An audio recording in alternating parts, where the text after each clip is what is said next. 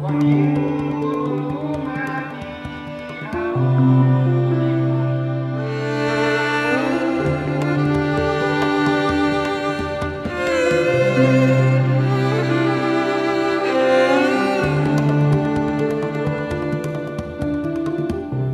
үчүн салып берсе болмок. Мечит көп бүт эле мечит салып жатышыптыр. Мен ошентип ойлойм, балдарга спортзал керек дагы.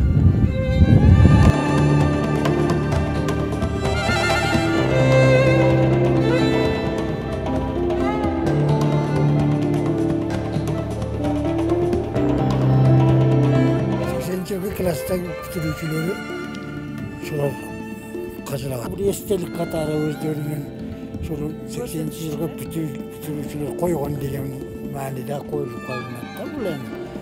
Негизги максат сооп үчүн. Сооптуу иш кылыш үчүн ана масжидке коюп койсо ушул соо тиет да ошол балдарга. Ошол үчүн ушуну куруп атат да.